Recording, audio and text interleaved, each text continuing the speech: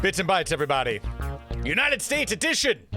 What are we, week 12? Week 12! Who saw this coming? That's right, week 12. 50 states and 50 weeks. We're on week 12. We're going alphabetically. Where does that put us? It puts us in the great state of Idaho. Idaho! Get ready, Idaho. We're coming for you. Here we are. Bits and Bytes Idaho edition.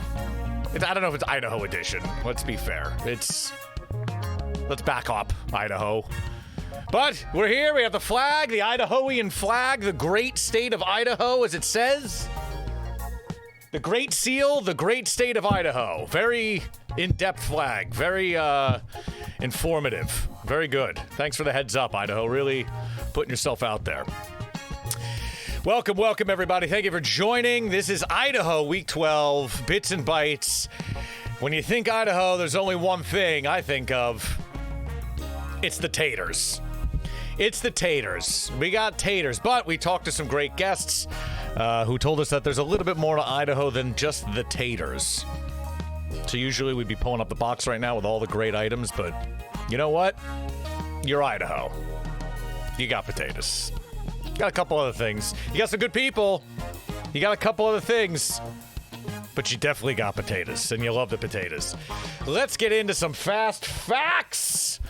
What do we got for Idaho? Apparently you're called the Gem State. I don't know why. I didn't look that up. Idaho. Oh, scroll back up. All right, let's try it again. Let's get the fast facts from the top. The Gem State is your nickname. We can look that up. I don't know why. Statehood in 1890, the 43rd state of our great union. Population as of 2016 July, you got we'll give you 1.7 milli. Capitals, Boise, biggest city. Boise, abbreviation ID. Isn't the ID something with the id and the odd, the ego? Is there a sign here? Unlikely. State bird, the mountain bluebird. Let's see it. There it is. Aw, look at that little fella. He looks inquisitive. Doesn't he? He looks like he's not really sure what's going on. He's got the little head tilt. Nice little picture, but, you know, he's a bird. State flower, syringa? I'm going to assume we're pronouncing that wrong, but there it is. Ah, she's a beaut, Clark. She's purple. Flowery. Really hitting all the notes. Great. Well, there it is. It's great. The great state of Idaho. So later on in the show, we have a couple guests. We have an interview that we're going to go and play through. It's going to be fantastic. But let's just look at this great state. Let's see what's going on here at first. You know, who even thinks of where Idaho is? I mean, I've traveled a lot. I've never been to Idaho. But let's see where it is in the Union here. Here's the whole country. You know, we got the northwestern corridor, if you will. Everyone thinks of Washington and Oregon, but who thinks of Idaho? I know I sure as shit have not. Deep diving a little bit, you got Canada to the north of the Panhandle zone there, which I learned is called the Panhandle. And then you got Washington over to the west, you got Oregon, you got Nevada below, Utah below, we got Wyoming, another state I know nothing about, and Montana, covering a lot of that swath of land to the west. Well, again, the show is Bits and Bytes, and we think about food and we think about drink. It was a no-brainer to get potatoes going. I got 2 fat sacks of Idaho russet potatoes here, because that's what Idaho does best. They love their potatoes. Love the potatoes. So much so that there's a potato festival in town that we're going to talk about, we're going to look into. I was going to do another cooking segment like some of the other weeks, but I didn't want to bring a fryer into the studio. That seemed like a bad idea. But I did fry up some delicious French fries the way they should be. Shoestringy, crispity, crunchy. I was going to get into some other stuff, but let's start with the drinks first. We hit the food. We hit the bird and the flour, but let's get into this vodka I found. So, with all the potatoes out there, Idaho's bound to make some vodka. In case you didn't know, let me enlighten you. You can make vodka out of potatoes. Well, you can make vodka nearly out of goddamn anything, but potatoes especially you can make vodka out of. Some great vodka at that. I'm just going to keep munching on these fries the whole time until they're gone. Fantastic. Everyone loves hearing chews. So, I found this company. I was going to say great company, but I can't say that they're great. 44 North Vodka in Idaho. Idaho's fruit, Idaho's vodka. Mountain Huckleberry. That's the one that we got, mainly because that's the only one I can get my hands on. But it just so happened that the mountain huckleberry is a thing in Idaho. Apparently they grow very wild, in high elevation. It's a wild berry. They're very tiny. They're hard to pick. They're hard to find. And apparently they forage the shit out of them and put them in this vodka. Cool. It's potato vodka, which means it's naturally gluten-free, which I think most all vodkas are. I could be wrong.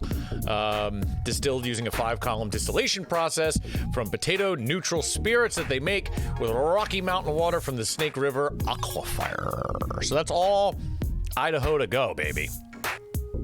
I've never said that term in my life, and it was definitely not premeditated. Idaho to go, comma, baby. I will also never be saying that again for the duration of the show or the rest of my life. I'll apologize for that. For saying it, not for not saying it again. Anyway, we got the mountain huckleberry juice, and you know what we got to do if we're doing that? Did I not bring down a cocktail glass? Oh, come on, studio. I'm going to have to get a cocktail glass. Is there anything we could play in the meantime? I'm going to have to get a cocktail glass. I don't know. I thought I had it. Man. For shame. For shame on studio prep. For shame on the production team. Well, I got water. Anyway. We're going to need to shake up this cocktail, because it's part of the show, and then we're going to go in and talk a little bit about what's going on here. So, BRB 1 second while I grab myself a coupe glass and explain this Idahoan cocktail that I've made. 30-second delay.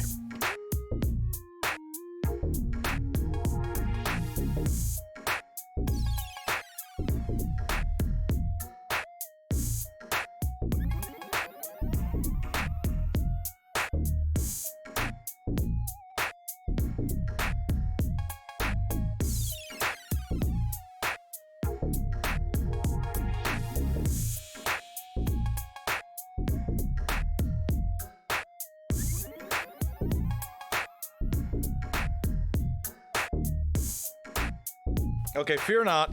I told you, be back shortly. We made it back, and this time we have the cocktail glass. Why is it important? Because I made an Idaho cocktail, and I don't have much faith in it, but we're gonna do it. I also have this cute little shaker. Look at this little fella. I got this guy. I thought it'd be good for the studio, but we're gonna find out. So in this shaker, I have 1 ounce of lime juice, which has nothing to do with Idaho. I have 1 ounce of a simple syrup that I made from starch liquid from the potatoes. So I took the starchy liquid after soaking the potatoes and making the French fries, made a simple syrup out of it,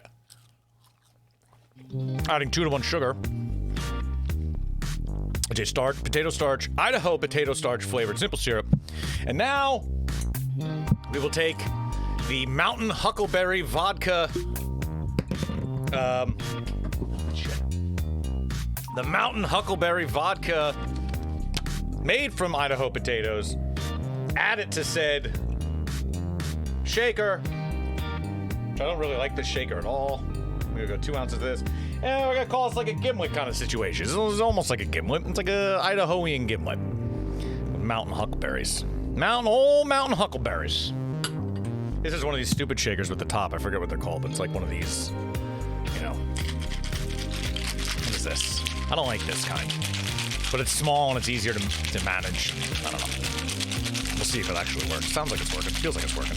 Anyway, so what do we got? We got 2 ounces of the Mountain Huckleberry Idaho vodka. We have 1 ounce of lime juice and 1 ounce of the Idaho russet potato simple syrup. How exciting. Idahoan russet potato simple syrup. We're really breaking new ground here. Move over, French fries. It's cocktails time to shine. This thing sucks. This is the worst shaker ever. We'll never use this again. This is terrible. Looks like a gimme. All right, let's see how it goes. Cheers. We're here. Idaho, baby. Okay. Yeah, that's pretty good. I like that. The starch actually comes through in the texture. It's kind of like creamy. All right, I don't hate that as much. Cheers to me. Cheers to me. Did a good job there. Good job, guy. I thought it was just being kitschy and cute with the leftover starch water, but look at me go. We did good work. All right. So we did this. This vodka's not bad. It's very Idahoan. That's what we're looking for in the show. Shit that really represents the area, so that's cool. We got that. We're going to talk about our guests right before we do the interview. We had a couple great guests. Let's see what's in the book. And by the book, I mean my book. We had some great guests on. We have Heber and Angela Sadovich, which are at East Idaho Foodies on Instagram. They were fantastic guests. And also we had Mark Runsvold from Kin Boise, which is a great-looking restaurant in Boise that opened just in time for the pandemic to hit and never really got to fully open. They're just reopening now. They did like take out a couple dinner series over the course of the year, so it was really interesting to talk to him and all of them about Idaho. They were all native Idahoans, a little bit about their culture, and they're from each side of Idaho, so they kind of had a different take on some interesting stuff. So that was cool. We're going to talk to them. We'll kick it to that interview in a moment. But what else do we have? What are my notes for Idaho here? Parking lot for Utah, question mark? That seems cruel. I don't know if we need to say that. The beauty of Wyoming with the boredom of Iowa. I didn't write that. The guy who invented the TV is from Idaho. I don't have his name here, but the guy who invented it is from Idaho. So good on you. Ironic that the most natural of states with all the mountains, with natural activities to do, a guy would invent a TV, but it's Idaho. The state motto is very strange. It's Esto Perpetua, which means this is forever. I don't know if that's really the angle you should be cutting with, Idaho. I mean, you're really nature-based. I don't know if you need to be saying this is forever. It's a strange state motto, but that's my opinion. I don't run states. Hemingway killed himself there. Well, maybe we should have made a Hemingway instead. It's kind of like a Hemingway, except the sugar's in there. I should have not put the sugar in. Could have called it a Hemingway. I mean, Hemingway killed himself there. I mean, that dude's been through so much shit, and that doesn't bode well for Idaho at all. Hemingway's lived 100 lives. He's been around the world. He was through the Spanish Civil War, I think. He was in World War. He was around during World War II. This guy's seen a million lifetimes. And of all the places for him to off himself, he does it in Idaho. Idaho. Tisk. And a lot of natural beauty there. It's bigger than Maine, Vermont, New Hampshire, Massachusetts, Connecticut, and Rhode Island combined. There's 4.7 million acres of wilderness out there. It's a big fucking state. Bigger than I thought. I mean, I didn't really think too much about it, and then I deep dived a little bit when we were doing the interview. Anyway, East Coast Foodies, let's give them some shout outs, some love. Here they are on Instagram. Give them a follow if you got the gram. East Idaho Foodies. They go to a lot of restaurants in East Idaho. And review a lot of stuff. They got some great picks. They were a great couple. Again, Angela and Heber. They were super cool. Fun chat to talk to. This is Kin Restaurant. You can see their food looks delicious. We spoke to... yes, I'm checking my notes. We spoke to Mark Runsveld, the general manager over there at Kin, and he gave us some info on what it's like at the restaurant now, what it's like over there in Boise. He's in Boise. They're on the East Coast, obviously, the East Coast Foodies. So that was cool. They looks like they got some great food there. Again, at the end of the day, you just eat some fries. Because we're in Idaho. At the end of the day,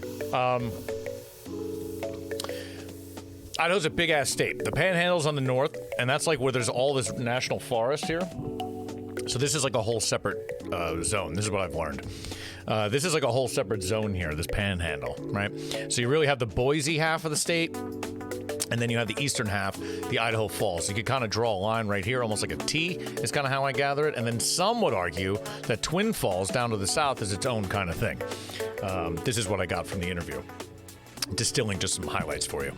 Because honestly, I don't know much about Idaho. I feel like I could rant a lot about some other states I've been to. But Idaho, I got nothing. I don't know anyone who's been there. I don't know any reason to go there. I mean, now I do. There's some great restaurants, some cool people, a lot of interesting food things going on. Some of which we can go through. Like the National Lentil Festival. That's right.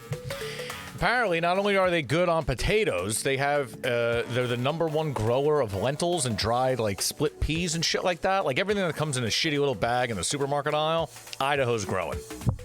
Mainly in the northern panhandle section. And, you know, so much so that they have a lentil festival. It's the festival. It's Lentil Fest. So if you or any vegan friends you know want to kick it at the National Lentil Festival, Food and Brew Fest, August 21st, 2021 in Pullman. It's actually in Washington State, but it's like right on the border because they grow it all up there. You'll find out in the interview about it. It's technically Washington, but it's like it's right there. All right, it is Washington, but it's fucking they get down on it in Idaho. All right, deal with it. More importantly than that, we should talk about Spud Day. Look at this goofy ass. I mean, I don't even know what to say. I'm hoping his name is like Spudsy the Spud. This is a real thing. I honestly thought that the Idahoans I was talking to telling me about this were joking, but no. They were serious. When the potato harvest season comes around, Idaho doesn't play. The kids are off of school for like a week. Everyone has these fucking little harvest parties, and then the mascot runs around. There he is. What's his name? You could be the best dressed Spud. Think you have a baked potato recipe that would knock our socks off? Show us. Miss Russet. Oh, we could go be Miss Russet. Scholarship for Miss Russet, 15 hundo. Okay. Thursday night's movie night. Hopefully we're watching something potato based. Friday is the Spud Day of Service, of course. Many opportunities to service the community via potatoes. What? What are we doing? We all love potatoes, Idaho, but get a goddamn hold of yourself. What is this? Free baked potatoes, car show, limited concessions. All right, so this happened during 2020, so we can't schedule our the Bits and Bites appearance at 2021. We could check out Miss Russet, though. Yeah, I don't know what to say here. 5K Spud Run and what's this called? Stop it. What did that say? 5K Spud Run and Tater Trot. Okay, a lot of potato puns. All right, Spud Picking Contest winner. I mean, this is the shit that happens in other states, guys. I don't know where you're from. I've never heard of, a potato festival focusing on potato-based events. Apparently for 91 years of Spud Picking Contest winners. In 1939, the mayor won.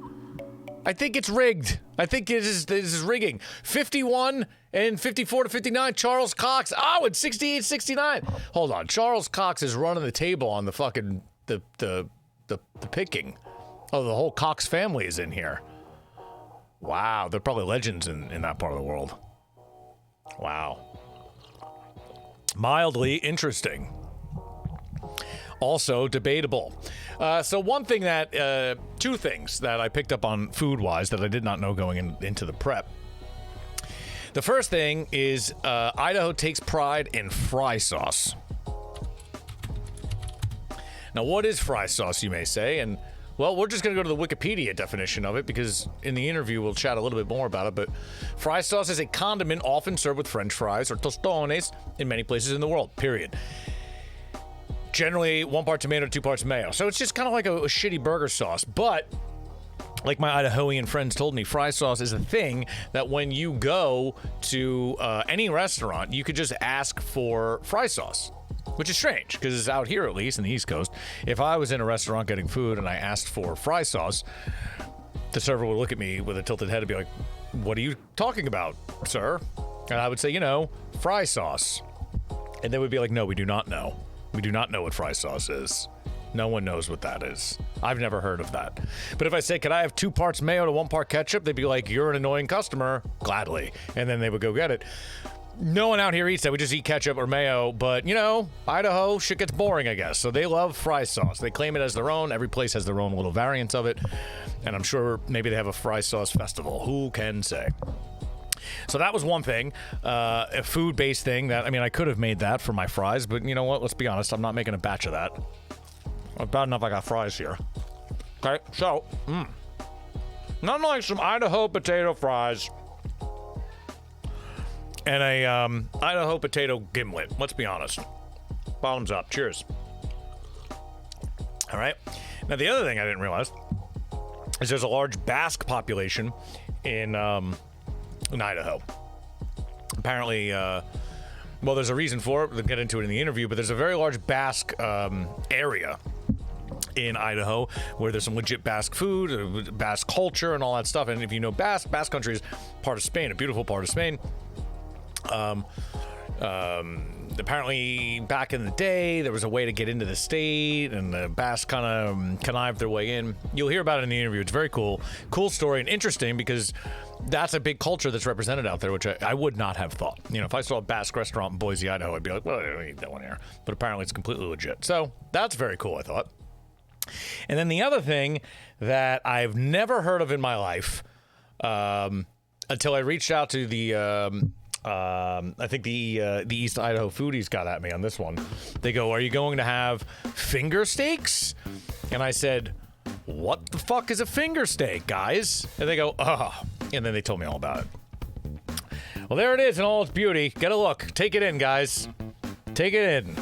There's your finger steaks and your fries, and apparently traditionally served with garlic bread. I don't know why there's a fortune cookie on top, but you can see the fry sauce in the back. That looks like some of the most Idahoan shit I've ever seen or could have dreamed of. A red basket with a yellow piece of paper, a fat side of fry sauce, finger steaks over French fries with a big old slab of toasty Texas toast in the back. Hot damn. If that don't scream Idaho, I don't know what does. What is a finger steak? So apparently they took all the trim pieces of the beef, not prime cuts, trim beef, and battered it kind of like it. I guess it depends. I was going to make these also, but I've never had these, so I would just be frying beef with a batter, and if I've had no reference, like, it's really hard for me to say. We talk a little bit about the batter and what they should taste like, and it seems like there's a very large variance of what it could be. It could be like a tempura type batter. It could be like a breading type, like a chicken finger or kind of batter.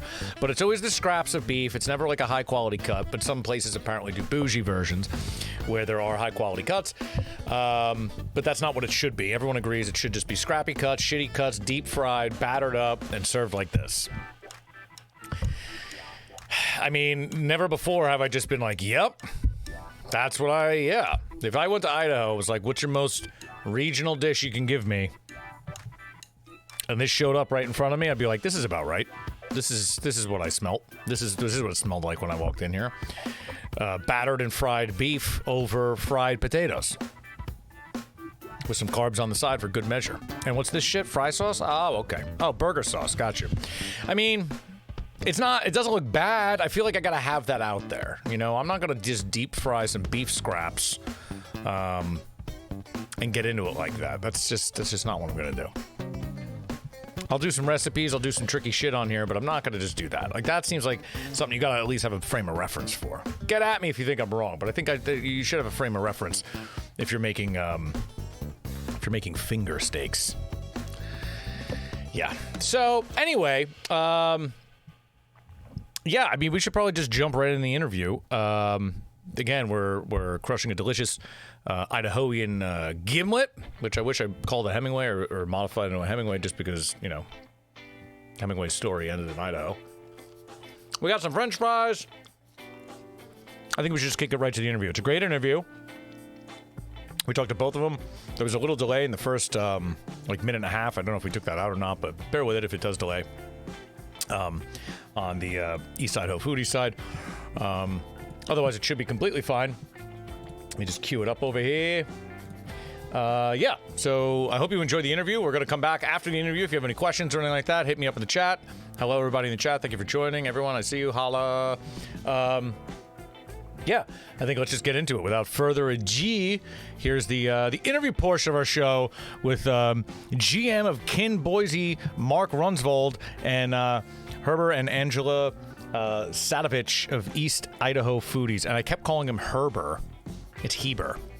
For some reason, and I couldn't make more apologies, for some reason it's Heber, H-E-B-E-R. I kept calling him Herber, H-E-R-B-E-R. I don't know, I wrote it wrong when I got his name, and he's like, why you call me Herbert? I was like, oh, silent R. I thought I was an idiot. So if you hear me say Herber, I'm an ass, I said it wrong. It's Heber. All right, so Heber and Angela Sadovich from East Idaho Foodies. Give them a follow. Kin_Boise, Mark Runsvold. Let's go. So here we are. Special guests, guys. Why don't you introduce yourselves? Start with Angela Heber. Tell us a little bit about yourselves. Angela Heber. Yeah, I'm Heber. This is Angela, my wife. We live in Eastern Idaho, and we're just a couple of foodies. So we're pretty hilarious, super good looking, humble, all of those things. So yeah, really thin and fit. Oh yeah, you should see my abs. Okay. The Idaho diet keeps it nice and lean. I get it. All the potatoes.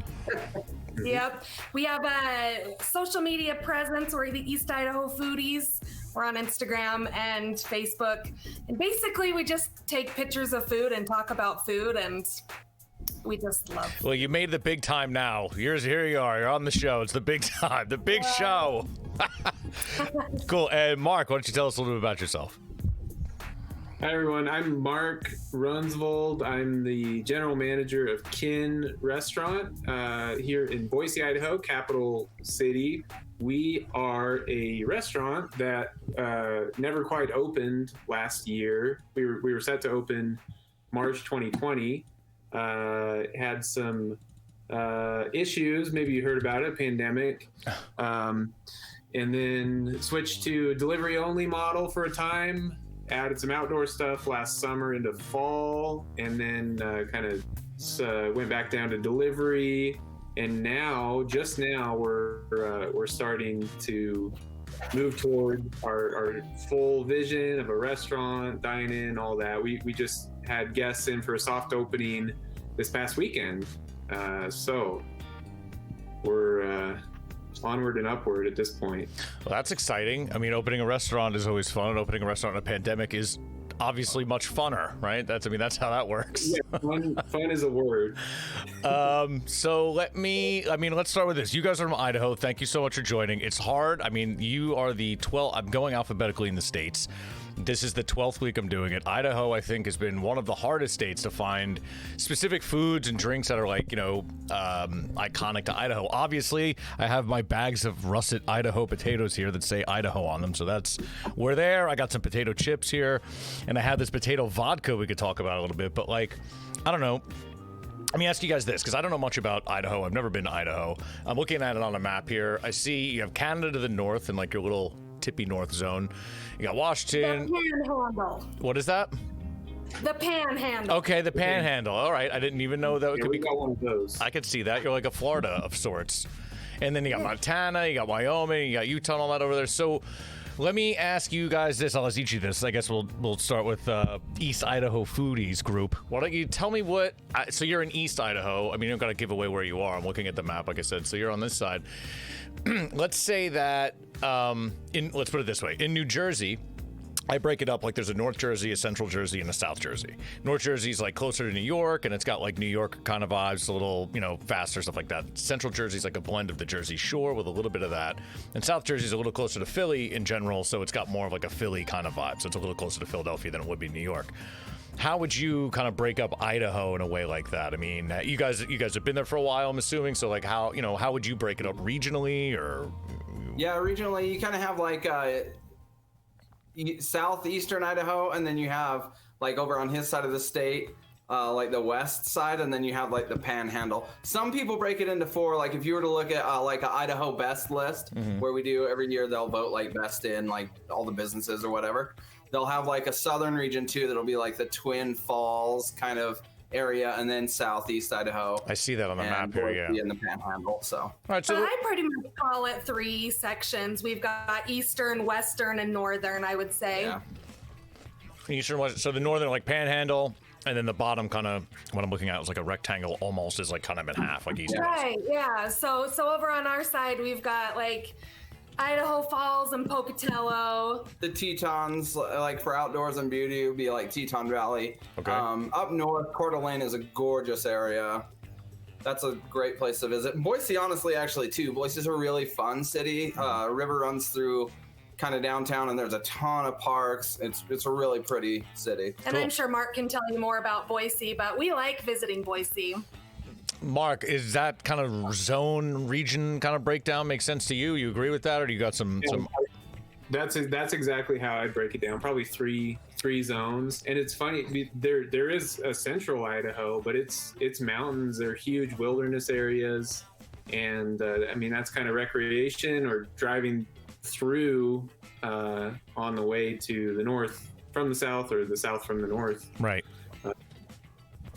The Sawtooth Mountains are rugged and Beautiful. gorgeous, and I mean you've got so much wilderness in Idaho, and people love the camping and the fishing and the hunting. We've got a lot of just the outdoorsy stuff. So I've heard it from a lot of outdoorsy people. I actually have here 4.7 million acres of wilderness is like one of the largest amounts that Idaho has. I thought it was an interesting fact because even looking on the map, it's like crazy amounts of national forest, park, and land. And then I think I might have read that it's arguable that one of these canyons is deeper than the Grand Canyon, maybe. I don't know if that's true. Yeah, Hell's Canyon. Yeah, all right. Hell's Canyon?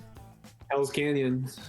I mean, there's the Seven Devils Mountains come up right to the rim of Hell's Canyon. So Hell's Canyon. It's a very, very deep gorge. I'm pulling this up as we talk just so I can see on the map and see kind of where it is. This way, if I ever go to Idaho, I know where to go. Oh, there it is, Hell's Canyon. All right, so like right in the middle almost, or at least where the name is on the map. All right, cool, I see that.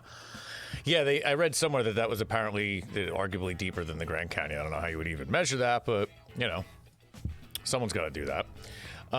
Yep. So, okay, so we got the east and west and then the northern panhandle side. I mean, the show we do is like, you know, it's bits and bites. Generally, it's food and drink focused, but I like to talk about the state too, because especially Idaho, I know nothing about it. But I'll go right to the drink because your boy's thirsty, and I'm going to drink some of this potato vodka 44 North Mountain Huckleberry. Is this something? Now, this is the only Idaho booze that I could find that was out here. I'm sure there's many more, but I could easily get this in New Jersey, so I got it. Are there other boozes out there? Is this something you guys drink? If you get around an Idaho campfire and bust out the 44 North Mountain Huckleberry and start slugging it, or what do you do? Is this a common thing? You picked something that's so Idaho-y because it's vodka, so it's potato, plus the huckleberry. Idahoans, we have everything huckleberry. We've got huckleberry ice cream and huckleberry honey and huckleberry syrup and huckleberry everything. It's a big thing. And what's funny is you can only get huckleberries, like 2 weeks out of the year? And huckleberries are like a very hush-hush thing. If you know where to get huckleberries, you don't tell anybody where your spot is. It's a secret. So then you get people that come from out of state and they're like, we want to pick huckleberries. And everybody's like, good luck. Mark, how's that side of the state? Because like we have spots over here. Do you guys have like a pretty good huckleberry area? Up toward McCall, Cascade, that area, there's some good spots. I personally, and maybe this is sacrilege, I don't love huckleberries. Are you Idaho born and bred, Mark? Born and bred. He doesn't like huckleberries. I don't know. No, I don't know what's wrong with me. But, you know, they're fine, but I would rank raspberries. Raspberries are probably my top. And other Idaho booze, you know, the vodka's a big thing. I'm just not a vodka drinker. There are some, I'm, you know, more of a whiskey guy. Sure. There are some whiskey distilleries. I haven't found a favorite Idaho whiskey. So I find it's tough with these states that do whiskeys because whiskey to me, you know, is just kind of like more of a southern thing. So these other states that have distilleries, it's hard to make a good whiskey, and I don't know what it is about the South. They really just do it right. So not that I'm dismissing any kind of other whiskeys or bourbons that I've had from other states. It's just I don't know. They just never kind of hit the mark for me. I love whiskey and bourbon too, but I find if it's heat and humidity for the aging, or you know, they talk about the something water, like Yeah, like I find the distilleries generally, I'm with you. Vodka's not my number one drink. I'd usually go for a gin. Like, let's try a gin. That's a more interesting thing to me. This tastes like, this smells like a Jolly Rancher. Like, I don't remember what a Huckleberry exactly smells like, but opening this, it smells like Jolly Rancher perfume, like a perfume like a sixth grader would wear or something, like in grade school. Like, it doesn't smell pleasant, and it tastes like. Dude, if you smell like a food, like, are you just trying to pick up like fat dudes, fat chicks? I guess, like, I don't. Yeah, it smell like a fruit. It smells like, it smells like scents that you would smell in the mall, at least by me. Like, it's not the greatest of smells. It smells artificial, even though it says it's. I wore it in 6th grade. Okay, there you go. So you know, but at least this smells like it says it's natural. I don't know. I'm assuming that's a huckleberry flavor. It's not necessarily bad. It's just again not what I want, but it's not bad. It's kind of refreshing and a vodka soda here. I feel like I'm in Idaho. I'm surrounded by potatoes. I'm drinking some potato vodka. I got a potato chip. We're doing great. Good. So, Excellent. I mean, every state, at least out here, and other states I've talked to, breweries are huge. I'm going to assume that they're also a huge thing out there in Idaho now. Are they kind of like creating little zones like they are out here of like commerce and populace that are making little towns pop? Because out here, you know, a couple years ago when they started opening up like a town that no one will kind of visit, and kind of created almost like a main street in some of these small towns out in New Jersey, and I see that in some of these other states. Is that something that's happening in Idaho with breweries? I'm trying to think. You two may have seen more of that. It's been a while since I've been very far east. There are a ton of breweries. Boise's got a ton, but Boise was already established. Yeah, I feel the same. I think Boise's the spot for that. We have a couple over here, local ones like in Idaho Falls, but I think more like in Utah. I don't want to trail off, but like there's a ton of different stuff down there. And that way. And what about distilleries? Same thing. Like there's a couple, but more so you're going to go down to Utah, Colorado. Yeah, so there is like a lot of hops and barley over. Boise's a way better climate. They're like 2,500 or maybe close to 3,000 feet. I can't remember, but they're a way better climate, and there's a lot of hops and barley grown over there actually on that side of the state. So Oh yes, I feel like we have a Budweiser factory right by our house. I feel like someone told me that Idaho's like the lead grower in hops. Is that true, or am I making that up? It's really up there. I don't know if it's number one, but it's up there. Yeah. Washington's got a ton. Someone told me that, and I was like, so I was stunned. I was like, oh, I didn't think about that, because I mean, I guess there's a lot of farmland out there in Idaho. There's got to be some open space between Very the mountains. agricultural. Yeah. What kind of like specialty stuff outside of potatoes? I mean, everyone knows Idaho potatoes. Like it's almost like a joke, right? It's like that's the first thing I thought here's of. a funny one. Do you know what Rocky Mountain oysters are? I do. You do, yeah. I do. So I don't know that that's like a thing, but it is. Like I think there's a couple places left that you can probably still order them. I know there's a place in Denver that still does it and stuff too. Yeah, Colorado. It's big in Colorado, that I know. I didn't know it even went outside of there, but I guess the Rockies are near you, so it makes sense that you'd have them. Yeah. I don't know. Do you have them? Do you like? Are they on the menu over there at Kid? Do you have Rocky Mountain oysters on the? We keep things moving. We change dishes out, as often as once a week. But I don't know. If we get a good source, maybe. Right. So you guys are all about the sourcing. Like, what kind of what else is their peak? These are good balls. Yeah, I mean, sometimes you got to fry up some balls and eat them. It's not a big deal. I mean, hey, check these ones out. These are great. They're shaved. I mean, no waste. 100% utilization of the animal. That's important. Nothing wrong with that. What kind of like specialty stuff is being grown out there besides potatoes and the obvious Rocky Mountain oyster? Oh. So We do have morel mushrooms out here, like in the Island Park area. You can go foraging. Wow. Which is yeah, pretty that's cool. a big foraged Lots of item, and there's some years where they're just everywhere, really. and they can't. It's great for us. The price goes to like $10 a pound, and Right. we buy up all we can get, and pickle and dry and Make whatever it else. Morel mushroom week at the restaurant. Yeah. But there, as far as agriculture, I mean, South Idaho, if we want to make that like further division, they've got a bunch of dairy, and that's sort of a new thing. Past 20 years or so, it's really climbed the list. As far as dairy products nationally, Northern Idaho has lentils, dry peas. There's this hilly agricultural region called the Palouse that goes into eastern Washington. And a bunch of dried beans, peas, lentils. They have a lentil fest up there. Lentil fest. Lentil fest. That sounds like a party. I gotta look this up. Where's lentil? Yeah. So you've now got a reason to book your ticket. It's actually called Lentil Fest. I thought I was making that up. Yeah. Wow, Eastern Washington, Northern Idaho. Do you ever just like dunk your hand in like a bowl full of like dried split peas? I mean, I did it with lentils last night, actually. Good. Like maybe it should be like a spa treatment, like a split pea bath. You know what I mean? Maybe it's kind of like. It sounds like you guys shouldn't talk so loud and open your own spa resort kind of thing out in Idaho, where you can, relax in a bath of split peas and lentils. I mean, that's. I just want to visit. He's like, I don't want to invest, but I will visit. Sounds unsanitary. Well, speaking of Lentil Fest and potatoes, we actually live in Shelley. It's a little tiny town south of Idaho Falls. Okay. And we have a potato festival here. Yeah. It's called Spud Days. You can look that up. That's actually pretty big. That's like a whole thing. Our kids are out of school for 2 weeks for Spud Harvest.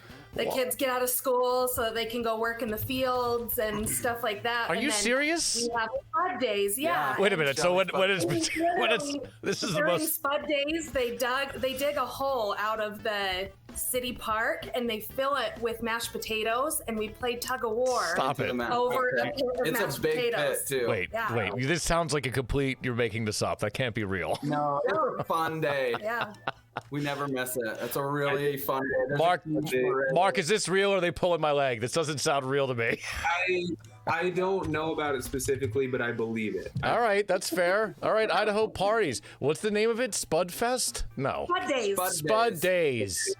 That's in Shelley, Idaho. I just love that they. Yeah, you can look it up. I see it. Yeah, Idaho Spud Day. The high school is like shaped like a potato cellar. Oh. You can look that up too. Our mascot is a russet. Shelley. On the page, the main page is a big picture of the mascot, so I immediately believe everything you just said because it's the most ridiculous looking thing I've ever seen. Wow, all right, so you guys really love potatoes over there. I don't believe you let your kids not go to school for the potato harvest. That's kind of insane, but kind of beautiful also. It's kind of great. Like, that's having a lot of pride in the local agriculture. The scene is kind of a great thing. So that's cool and silly, but also probably more cool. So you got a lot of foraging and wild stuff, which is awesome. And with all the wilderness, that kind of makes sense. Like, I could see how that works. You're growing the potatoes. Is there anything, and the lentils and the dried stuff, is there anything else that kind of sticks out as like stuff that you would get over there? Like, especially from like a restaurant perspective, like, it's like another good one that I usually ask is like proteins and meats, because I find it harder. Well, it's a little easier now to find like fresh, local, properly raised, pastured animals. Is that something that's big in Idaho? Actually, yeah. Snake River Farms, if you know about them, they're out of Nampa, and sister company is Double R Ranch. Amazing product. We cook a lot too. I'm a chef. I went to culinary school, so we use a lot of their products. But actually, and not a lot of people know this, you can look them up on Facebook. Graze and Grind is in Firth. It is an even smaller town, just like 5 minutes south of Shelley. And that dude is shipping. He has full blood Wagyu, and he's shipping all over the country to restaurants. So Graze and He Grind. has one of the largest. He has one of the largest full blood Wagyu herds in the nation, and it's in Little Firth. I don't think Firth even has 1,000 people in it. Yeah, I see. It's tiny. Well, I pulled it up. It's a little butcher shop, but I'm assuming he has his own. Yeah, Graze and Grind. Yep. Awesome. Wow, crazy Wagyu madness out in Idaho. All right, so you guys are eating well. That's good. For sure. Beef is great. We definitely have some good beef out here. Yeah, I mean, especially through the Snake River stuff. Mark, you were saying before, iconic. So, like I said, I usually try to find iconic stuff or like even recipes or something from these states that kind of go with something historical or something that makes sense with the state. You're the second person that mentioned finger steaks to me. Finger steaks. What is a finger steak? This didn't come up on my radar at all. What does this mean? What is a finger steak? So it's beef. It's battered and fried, and I think that the essential finger steak is its trim, its scraps. Right. You'll see some places that'll do like ribeye and stuff, and I think that's kind of wrong. Sounds wrong. It's not what finger steaks are supposed to be, and it's not what ribeye is supposed to be used for. But people are always searching for the best finger steaks around the area. There's a place called Lindy's. Great finger steaks. I think they'd be top of my list. Lindy's finger steaks. I gotta pull up a finger steak and see what it looks like. We're gonna have to hit Wendy's because we haven't been to Wendy's yet. So, what's your take on finger steaks? What do you think about them? I mean, I feel exactly like Mark does. So, Nice. It's scraps. It sounds like that's what it should be. I mean, ribeye sounds like a complete waste. I mean, I've seen places do that, like out in Jersey. Like, there's so many Italian restaurants out here, and like you guys cook, so you'll understand this. There's this one place that shall remain nameless that has a. They make a braciole in house, which is great. It's like, braciole, right? Do you guys know what it is? You have Italian food out there. It's wrapped up. It's usually like a braising cut, and they use filet mignon in the braciole, which kind of makes no sense to me because it's so lean and kind of doesn't have the flavor. So when you braise it, in my mind, it would get tough. But people around here just want to see that and pay more. It's kind of silly. But hey, if it works for you, I'm not here to knock you. But your money. It's your money, but similarly, it's like, that's not how you use that. That's the wrong thing. I got to look at a finger steak and see what it looks like. So to me, it sounds like it sounds like a chicken finger batter. Is it that kind of batter? Is it like a tempura batter? Or it depends where you go, I guess. It kind of does depend. Yeah, I think it kind of depends. I've seen it differently. Just battered maybe fried almost steak. like chicken fried steaky. Yeah, that's what it seems like, at least. Wow, how did I not go to it? Maybe maybe I'll make some finger steaks. I don't know if there's fry sauce, which is to me a stupid thing, and Utah claims this one too. What is fry sauce? It's just ketchup and mayo, and then you can go from there. The first thing that comes up in Google is fry sauce an Idaho thing? Clearly, someone has asked this before. I love it, but the idea that somebody invented it. Yeah, I mean, a mess on their tray at McDonald's.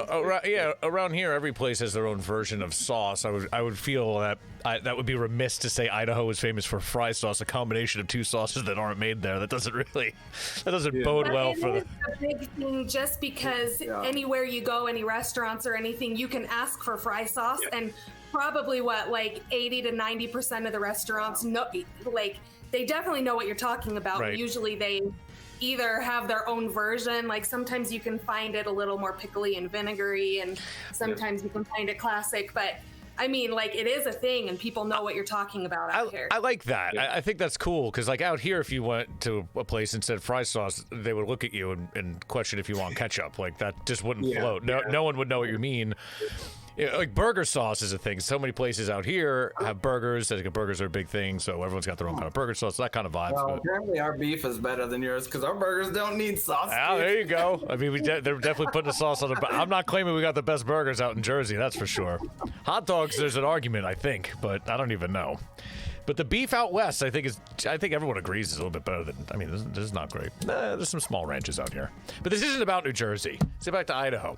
So you guys are in two different parts of the state. So let me ask you this separately, I guess. If you're gonna go out on, let's just say, a Tuesday night, let's say pre-COVID times, before you had to have, every restaurant was closed and it was hard to get food. What would you be getting? I know in California, I talk to people, they're like, oh, Mexican food. That's the standard kind of food we'd go out and grab. Is there any kind of cultural stuff that sticks out in Idaho, or is it really not so much like that? Because some states they're not. Some states are like, nope, we just eat basic, not too much cultural stuff, not too much quick takeout.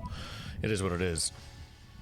We do have a lot of Mexican food here too. There's a lot of, agriculture and fields and stuff like that. So naturally we've got a lot of, good Mexican workers and then good Mexican food. We've got a lot of you can find a lot of little pop-ups where these ladies are making tamales and stuff like that out of their homes, and you can find tamales. Nice. And we've got quite a few Mexican restaurants. And I would just say that you can honestly, I wouldn't say that there's one main though. Tuesday night, I feel so we have our thing, our we have our page where we're reviewing, right? So we're constantly going to like a different place. Right. And there are a ton of small places, very entrepreneurial in our area. And I love that because you honestly, we can go find anything and we travel too. We travel and we base vacation around food. Right. We've eaten food all over. There's actually like a lot of hidden gems over here. Some of the best Indian food I've ever had is in Pocatello. Really? Yeah. So It's this little old couple that they're just like, it's a hidden gem. We've taken our kids there, and it's almost like they're like grandma and grandpa to our kids. But they're from Nepal, and it's some of the best food. It's delicious. We live like 45 minutes away, but it's worth the drive just to go and get some Indian food. Yeah, I love a good gem like that that's hidden out there, but that's cool. I mean, I think we kind of are a little bit lucky. We've got a nuclear facility in central Idaho, and it brings a lot of culture. It brings a lot of people from tons of different countries, and so I think we're starting to kind of see that bleed into the food scene, at least over here on our side of the state. I don't want to go too far off, but since she's kind of morphing it into that, I want to give Mark time to answer that original question. Sure. But I will say, during COVID, with the nuclear site, basically all those people are like living in the Idaho Falls area and then driving out an hour into the desert to work. But during COVID, we've actually got a ton of people cooking out of their house, and you go get food from them. Nice. Can you do that out there, or they're just doing that on the DL? People are just doing it. We've had some amazing like Middle Eastern food, some Vietnamese food. It's actually been really cool. So I love that.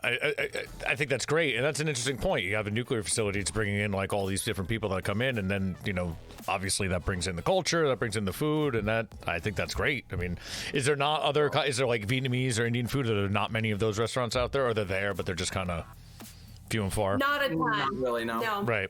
That's great. I mean, that's cool. What a great way to pop the culture out there. Mark, what about on your side of town? What about out in Boise? I would assume that there's more maybe out there like that. Yeah, I mean,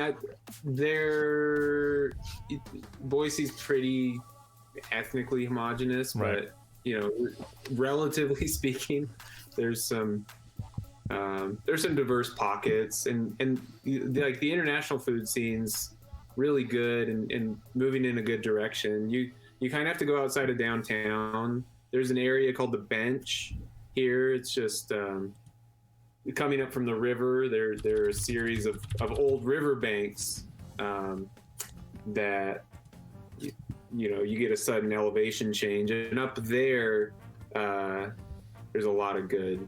Oh, I see. There's a great little Korean place. Yeah. There's a place called Mr. Wok, which is very inauspicious. It sounds like kind of like terrible Americanized Chinese, right. But it's a solid Korean restaurant.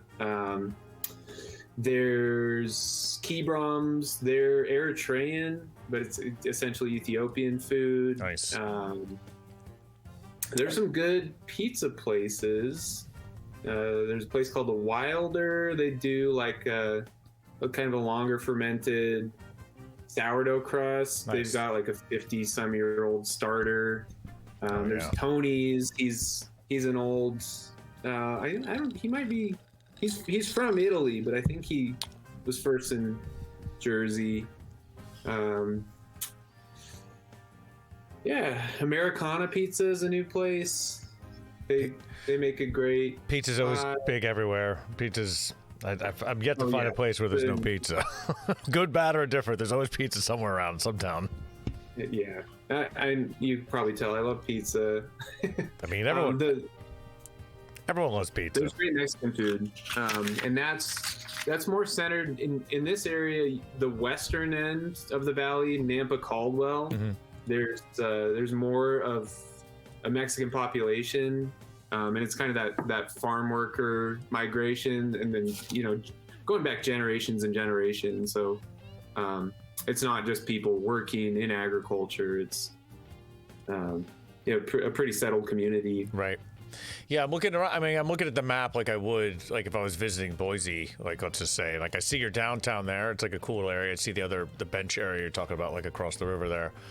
and university and all that stuff, the East End. And then like I zoom out, and I mean, there's just so much mountain. I mean, how long does it take you to get to point in the state? Like to go from Boise to kind of where you guys are, like how long would that take ish? It's like 3.5 hours. That's not too bad. I guess it seems longer. It isn't bad. It's interstate, and it kind of goes down to the south and back up. Our speed limits are fast out here, though. It's like 80. That's also quite true. open. You guys are allowed to drive. Winter is a little different story. It can get a little gnarly. And then going north to south, that's the big one. You're either driving into, well, depending on which side of the state you're on, you're either driving into Oregon, Washington, and up and around, or Montana and up and around, or straight over the mountains. If you want to get from Boise to Canada, let's say, how long of a drive is that going to take you? I've never done it, but to get to like Coeur d'Alene, Sandpoint, or to get to Sandpoint is 8 hours, 9 hours. Yeah, because I see the way the roads go. It's like strange because you got all these friggin' mountains right in the middle. You see the helicopter, then it'd be fine, I guess. That makes sense. Helicopters for all. Yeah. Man, Idaho, crazy. So what other kind of, so we got Boise over there, and you guys are saying near Idaho Falls, or am I wrong? Is that where you kind of said you were? Ish? Yeah, we're all right, so south about them. All right, so those are like the two big, from what I could tell, even without talking to you guys, those are like the two big main kind of areas. Is that true? Like, if you're going to go hang out in Idaho, those would be the main spots? In the southern part of the state, yeah. And then, Lewiston, Moscow, and then Pullman and Clarkston on the Washington side, they kind of form an extended metro area. And then Coeur d'Alene, Post Falls, Spokane, kind of same deal. But it almost seems like a different world up there. Like just comparing what's down here to up there, it looks like it's just a completely different world. It feels like a very different a big state. Yeah, you guys are bigger than like the whole Northeast. It looks like. I never even really thought of it this way. Again, like I never looked at Idaho. No one I know is like, hey, let's just go hang out in Idaho this weekend. Like it never comes up. Like everything else on the West Coast is on the table, but no one ever says that. So I never really sat and looked at it like this. I see there's a panhandle. I mean, I guess I knew the shape of it, but I didn't realize that was there. Didn't realize how big it was. Didn't realize it was buttoned up against Wyoming and all that. It's pretty crazy. So what else do you guys do out there? Like, what else for fun? What would you guys do? I mean, the wilderness obviously is the bit, right? Hunting and all that stuff. Even if you're not a hunter, just the wilderness, you have to love all that to be out in Idaho, right? Yeah. One way or another, wilderness is going to be involved. There's a ski hill. I mean, depending on what traffic's like, you can get to the mountain with under half an hour from my front door. It's pretty. Yeah, skiing out there too, I'm sure. That makes sense. What else we got over here? I'm just looking around the map. I'm sorry. I'm taken back by how much friggin' mountain is here. It's kind of crazy. Butte. So what else about the food out there? I mean, tell us a little bit more about what kind of food there is. Are we missing anything? I mean, there's got to be more than finger steaks and fry sauce. I was thinking about Hagerman. What was that?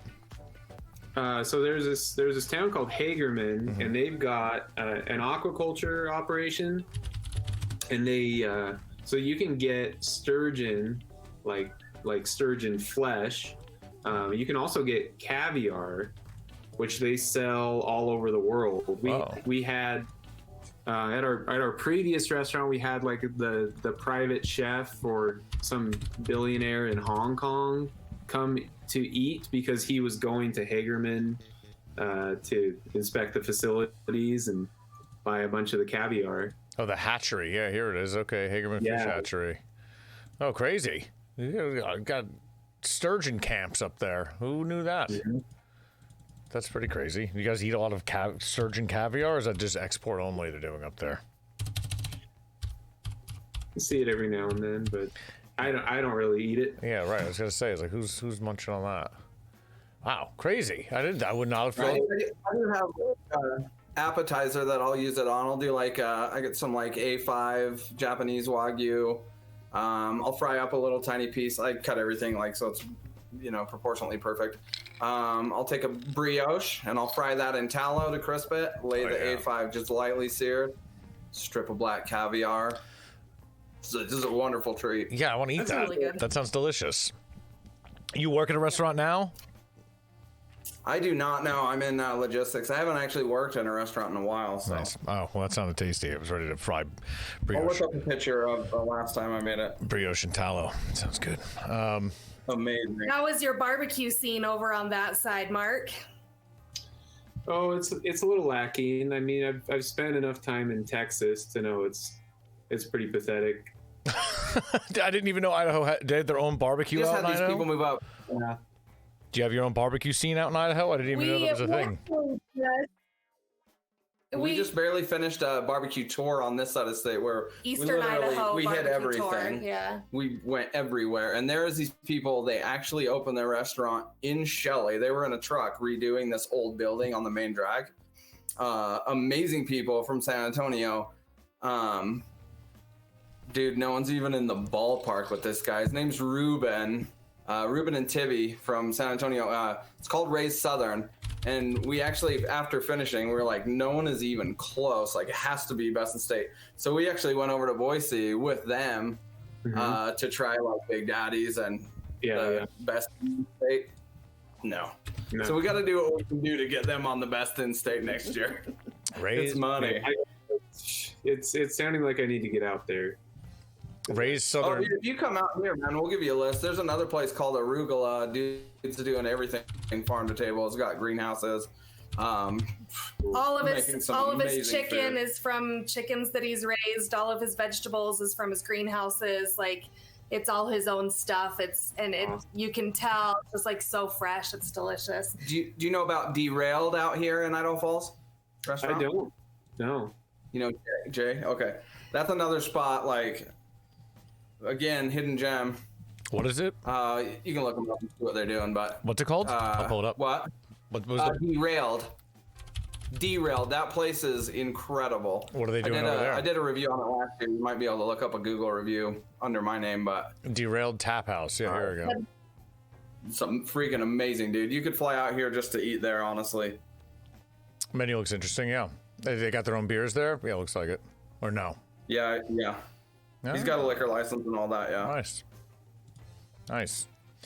And Mark, I'm sure your favorite restaurant obviously has to be Kin over in Boise, right? But is there anything else outstanding kind of stuff that you think at Boise? Besides your own restaurant, obviously. You know, it's been a year of me not going out a ton. It's got to be tricky, right? It's a little tricky. And one of the places I used to really love, the Modern, they were closed, and it looked like they might be closed permanently, but their chef left.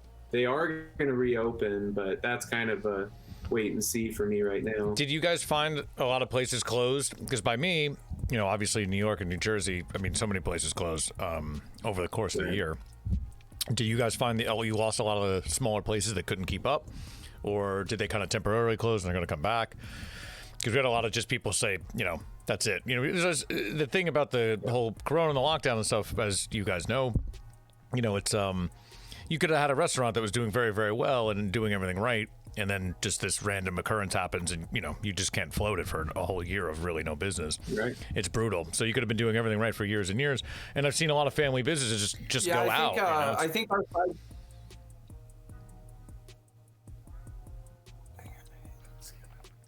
What happened? Uh-oh. You froze up. We were just, it was frozen. I think our sides of the state were really different. I think in the initial like few weeks, first few weeks, it was kind of, we had that going here. But honestly, like the Eastern Idaho, Southeast Idaho has been pretty lax, I would say.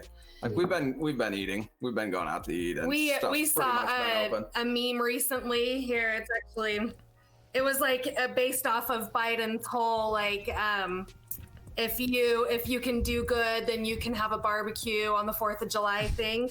And it's it's like this might be backwards, but it's like y'all stopped barbecuing, and that's so like things just kept kind of moving over here. Yeah, I mean, it seems like regionally that's kind of how it is. Like, and I find the city centers, the city populaces, and the downtowns are a little bit more tighter with the restrictions and the masks, and people being a little bit more reluctant to go out. And then when you get a little bit more outside of that, it seems like people are a little bit more loose, and that seems to carry for all states, really. Yeah, that's exactly what it was. I mean, you could see downtown Boise, where we're at, it was very tight, and a couple of places are gone forever.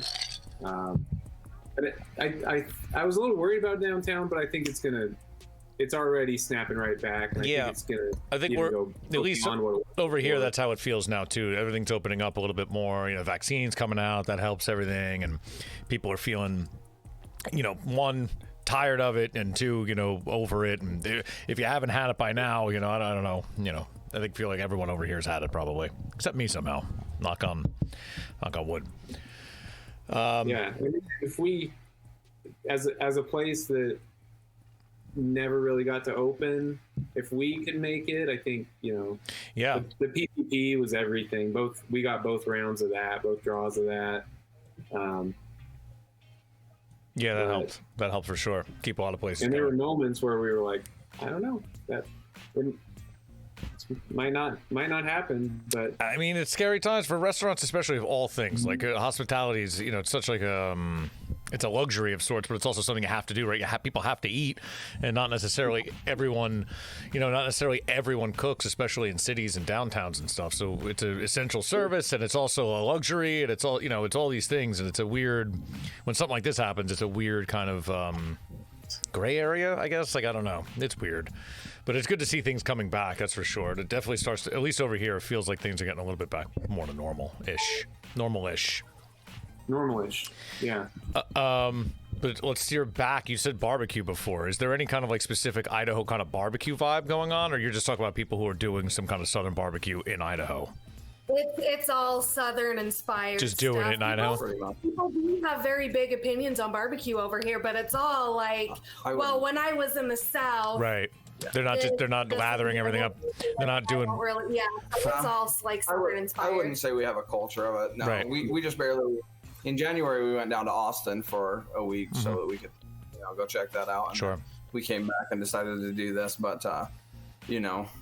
Make your own fry sauce, barbecue sauce. Start smoking out with potato chips or something. I don't know. Funny is there's the restaurant that we were talking about that's here in Shelley. He was trying to get some feedback from his customers, like, what sides do you want to see on the menu? And everybody was like, fries. And so he caved and got a fryer, and he's gonna start having fries. He's like, he feels weird about it, but he's like, I'm in Idaho now, so I guess. But he's very like anti-fry sauce, and I'm like, you're gonna have to start. Oh, you got to buckle on the fry sauce, dog. I told him, I was like, dude, just add. He's like, I don't want to have it. It's not a barbecue thing to have on the menu. I'm like, dude, you're in Idaho. Just put fries on the menu, fold over the money, put it in your mouth, and bite down on it, dude. Just get a fryer. Yeah, what are you doing? You gotta have the potatoes. So that's a good point. So I would have to think. I didn't even think about this till now. You guys probably have, I would argue, some of the best fries in the country. Is that even a thing? Like, I don't even know. I would just. It's hard to screw up a potato in oil. You know what I mean? I don't know. I've had some bad fries. Yeah, I've had some bad fries too.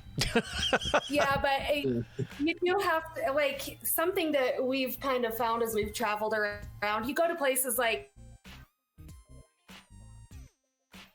Five Guys that writes where the potatoes came from. Yeah, like, I mean, we go to Five Guys. We went to Five Guys in Miami that said that the potatoes came from Blackfoot, and that's like 20 minutes down the road. Like, everywhere we go, these places are making fries, but it's like the potatoes are from Idaho. So what's your favorite kind of fry? I actually had this conversation the other day with somebody. This is an Idaho conversation. We could do this. What's your favorite kind of fry, each of you? Because there's many different types of fries. And for me, there's only one I dislike, but I'd like to hear yours first. I would say like kind of like a frite sort of deal, like a frite. Okay. Moderate size. Stringy. Yeah, yeah, on the smaller side, shoestringy, crispy. Okay. I agree with that. Okay. Yeah, there's again talking about Utah, but there's a Dutch place in Salt Lake called Bruges Waffles and Frites. Dude, Waffles. Get mayo with those fries, right? Frites, that style of Dutch. Huh? Mayo. with those frites, right? Yeah. Andalous mayo. Yeah, he's got like a spicy aioli that he does too, and but yeah, so I would say that's probably my favorite style of fry as well. I would agree. Angela, your thoughts? I agree. It's getting that really good, like, crummy crunch on the outside, and just like if it's cut too thick, then it's almost too potatoey, you know? Yeah. So a smaller fry is usually Yeah, I was best. that's kind of where I landed. I was like more shoestringy. I like a crispier fry, but I still wanted to have some kind of soft potato inside.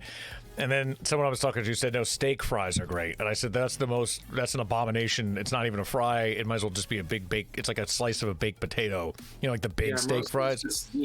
Yeah, it's just too much. It's like, that's just a roasted, I don't know what you're doing with that.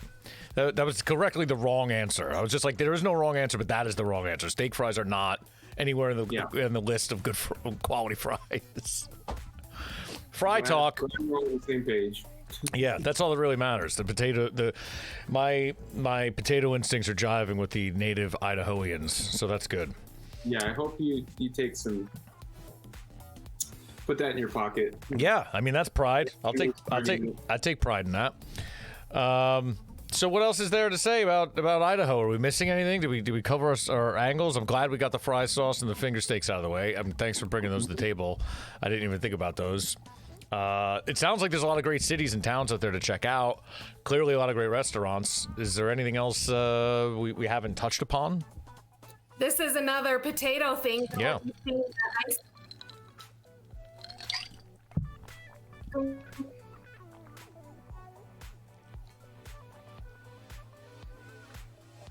Did we lose them? Yeah, I think they're chopped up. Uh-oh. Where'd they go? Yeah, they broke up. What happened? We missed you. We missed everything you just said, Angela. I see you, though. Potato thing, but that was it. That's all I heard was potato thing. Oh, no. Okay, so this is another potato thing. There we go. But the ice cream potato. Look up the ice cream potato. Ice cream potato. Sure. All right, looking it up. It's a little Trump Loy thing. Ice cream baked potato? It's like Ugh. Boise's West Side Drive. chocolate, yeah. Oh, no. Is this just like a baked potato with ice cream in it? No. So it's actually made out of ice cream to look like that. It's all ice cream Oh, it looks like a potato. and toppings. Yeah, it's a switcheroo. That seems just very silly, Idaho. What are you doing? Yeah, it is silly. It's really just all about the spuds. Yeah, you guys We love don't us. have salt and straw ice cream, so Yeah, Salt and Straw. I keep hearing great things about them. Oh yeah, look at this. I mean, that's adorable. oh, freaking amazing. Yeah, that's what I hear. I hear it's really, really, really good. I'm looking at these pictures of finger steaks. They look really good. Also, not gonna lie. Yeah, I don't know. Is there anything else? So we got the ice cream potato. I can't imagine we're going past that with the ice cream potato. That's pretty extreme. Do they sell those at Spud Fest? I'm sure they do. They have to. They must. Yeah, that has to be involved in Spud Fest. I don't know what. It's like a fair food thing. Yeah. You know, Spud Day. Oh, they broke up again. I think it was in the middle of a sentence. I don't know. actually, there's like a good amount of good food at the Eastern Idaho State Fair. I don't know how the Western State Fair goes. I've never been over to that side of for the State Fair, but the Eastern Idaho State. I love that you guys have state fairs and multiple ones at that. We don't have those. It's too big of a state, yeah. Yeah, New Jersey doesn't have state fairs like that. Not that I know of. Or if they do, no one cares about them. Oh, you don't? State fairs are I mean, there's like county fairs here. Like each town kind of has their own little. It's like a traveling fair. Like the same people who have one in this town will do the same thing a month later in that town. It's literally that they just move it over there. It's not really anything exciting. I would never say you got to check that out. You know, unless you want bad fried food and like, you know, ex-cons operating the rides that look like they're gonna break. That's what it looks like. I mean. What's that? So one thing I keep forgetting to bring up is Basque food. We've got a big Basque diaspora. Really? Yeah, Southern Idaho, Nevada, California, parts of California. There's a big migration of Basque people. They became shepherds, but my understanding is that was just sort of like a loophole in the immigration system. Somebody found out if you claimed to know how to herd sheep, that you go like priority for a visa. Okay. So the word spread in the Basque country, and although they did not know how to herd sheep, a bunch of people came over here to do that and figured it out. So chorizo, croquetas. Wow, I mean that's interesting. Basque is definitely like a specific type of Spanish vibe. So that's I'm looking at it now. Home of Boise's Basque community, the Basque Block. That's really cool. I would assume that comes with some great Basque restaurants and influences in the area. I would assume. Yeah. Wow, that's really cool. I would have never have thought that. I would have been in Boise and saw a Basque restaurant and been like, that's really strange, and I would not have thought to go there. I'd been like, what is that? Just trying new things? But that seems legit. Who would have thought that? The Basque are invading Idaho. Or did. Crazy. Yeah, I mean, I guess that's. I don't know if there's anything else. I mean, we could continue talking for another hour, but I feel like you guys have given me some great info here. We got finger steaks, we got fry sauce, we got ice Mark, cream. we need to get over there and You guys definitely need to link up. That's for sure. I think you should go. East Idaho Foodsies should go over to Kin Restaurant and do a big meet, and I'll come out for it. I'll book my ticket for that. I'll come out. We'll do a big dinner. Oh, sounds good. Do a big dinner at Kin. Or a small socially distanced dinner. I don't know what you're allowed to do. I also heard that Idaho curses a lot. Someone said that. A lot of people in Idaho curse a lot. I work in restaurants. You know what? Farmers have dirty mouths too. I mean, I curse all the time on the show. I feel like I've actually been pretty good right now, but I'm usually cursing all the time. So I read that somewhere, and I was like, oh, all right, Idaho will be a good episode to curse on, I guess. that's funny. Well, cool. I mean, if you guys want to plug your stuff one more time, I think we should do that, and then we could wrap it up. Herbert and Heber. Sorry, I keep right. It's spelled Herbert. I keep saying Heber. What the hell's wrong with me? Sorry. He gets it all the time. I know. Just get the R out of there. It's very throwing for somebody who doesn't see that name. Heber and Angela, tell us East Idaho Foodies on Instagram, right? And Facebook, yep. And the Facebook, awesome. And Mark, you're at Kin Boise. It's Kin. What is it? Kin _ Boise on Instagram. Kin _ Boise. And all our stuff is pretty much Kin Boise. And open to the public for dine-in reservations in our bar starting next Thursday the 1st. And we'll take walk-ins on the patio as the weather allows. And then we'll just keep building from there. Nice. Awesome. Guys, I want to thank all of you so much for joining. I owe all of you a round of beers on me, at the least. Thank you guys so much. Appreciate all of the Idaho info. Thank you. Hopefully this will make me want to visit Idaho. So you guys all did your job very well. Appreciate it. Thanks so much, guys. Take care. See you. Oh, that was good, wasn't it? It's nice to talk to people from other states. They were great. East Coast, Jesus Christ. East Idaho Foodies, fantastic. Kin Restaurant out in Boise, fantastic. Thank you guys so much. Clappy claps, claps. Let's eat some of these cold fries that are still sitting here. Yeah. Like I said, no bad fry out there. That's not true. Many bad fries. Guys, thank you for joining Bits and Bytes this week. Idaho, you knocked it out the park. You know, you got a lot of natural wonders. You got a lot of potatoes. You got a lot of lentils. You got a lot of activity. You got a lot of things. The gem state. Beautiful gem state. And everyone loves gems. Thanks, Idaho. Where are we going next week? Where's the calendar? Hit me with the schedule, dog. Week 12 in the books. Idaho. Hit the bricks. Next week, Illinois. Illinois. We got Illinois. Then Indiana. Then Iowa. A lot of I's left. A lot of questionable I states. Can't believe we're in week 12. Amazing. So next week, Illinois. Chi-Town. City with the big heart. Windy City. Chi-Town. Chicken in the car won't go. Chicago. Chi-Town, Chicago. All right, guys, thanks so much for joining Bits and Bytes. You can watch all of the previous episodes on bitsandbytes.us. It'll bring you right to the YouTube page where they'll all be listed out. Rebel Vision TV will bring you live to the stream when we go live, like we are right now. And then we'll take it from there. Make sure to follow me on Instagram at @TheBillyVegas, where I post everything we're doing for the show that week, when we're going to go live, when you can join in, other special events, at Rebel Vision TV on Instagram, at Hack Chef, all the ats. Thank you so much for joining, guys. Appreciate you. Make sure to like, comment, subscribe, do all of the things that you're supposed to do online to support your boy. Illinois, you're next. We'll see you next week. Thanks for joining.